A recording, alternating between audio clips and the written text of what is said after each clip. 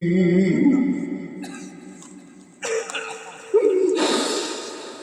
নাই মা আপনার মতো তরুণী। আমি কামরান বিশ্বের মাদ্রাসায় ঢাকা কামরান বিশ্বের মাদ্রাসায় পড়তাম। মাদ্রাসা থেকে আসার কথা শুনে দেখলাম মা যখন মাদ্রাসায় নাইতাম দেখলাম ফল পড়ছে রয়েছে, এইটা ফেলাই দিত ওইটা ফেলাইতাম, কি মা এগুলো পড়ছে কেন? যেদিন থেকে তুই আমার কথা শুনছি ওই দিন থেকে আমি রাখা বসছি। আমি কি মা তুমি খাইতে কি পারো না? বাবা যখন এই ফলটা আমি হাতে নেই, কোনো খাও আমি হাতে নেই, তখন তোর চেহারাটা আমার কাছে ভাসিয়ে ওঠে। আসার সময় মা ডাক দেবে, বাবা রাতের বেলা মাদ্রাসাতে গেলে ঘুমাবি, তুই কিন্তু মশার কামড় খাইতে পারো না। রাতের বেলা মশারিটা ভালো করে টানায় ঘুমাইস। এই মা যাদের না গোরা জানে মা নামক নিয়ামতটা যারা হারায় ফেলেছেন আল্লাহ, আমি দোয়া করি যাদের মা হারায় ফেলেছেন আল্লাহ সকলের মায়ের কবরকে তুমি জান্নাতের বাগান বানায় দাও। জোরে জোরে আওয়াজ করে বলুন আল্লাহুম্মা আমিন। লম্বা কথা লম্বা সময়ের দিকে যাব না, 11:30 প্রায় বাজে।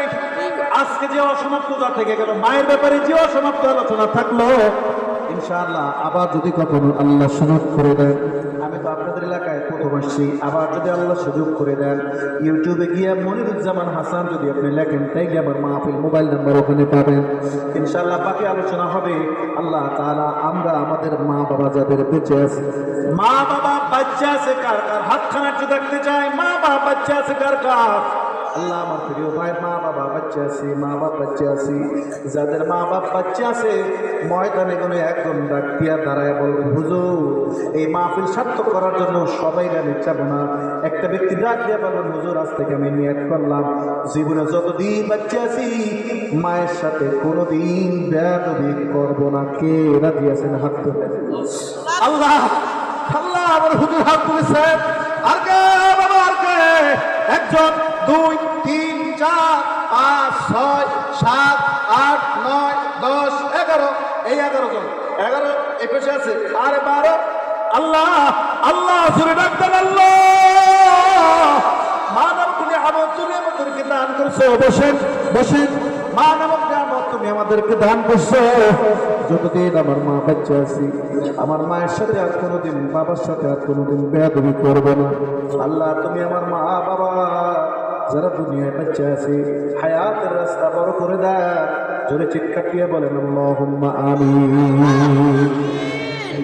আজ অসমাপ্ত আলোচনা আজ করতে পারলাম না, খুব আশা ছিল, মানে সেই 9:30 উঠছি, এখন বাজে কত 11:30 প্রায় বাজে গেছে, আর সামনের দিকে যেতে চাই না।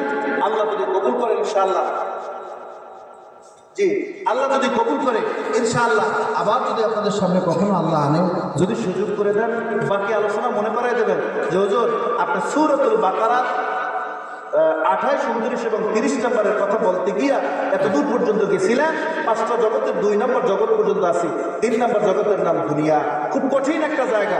4 নম্বর জগতের নাম আলমে বারজাখ, 5 নম্বর জগতের নাম আলমে আখিরাত।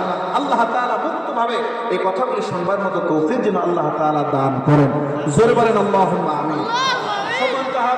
সংক্ষেপে 2-1 মিনিটের মধ্যে ইনশাআল্লাহ মোনাজাত হবে। আপনাদের জন্য কিছু তবরকের খেজুরের ব্যবস্থা ও তবরকের ব্যবস্থা আছে, আপনারা প্রত্যেকে ইনশাআল্লাহ আসেন।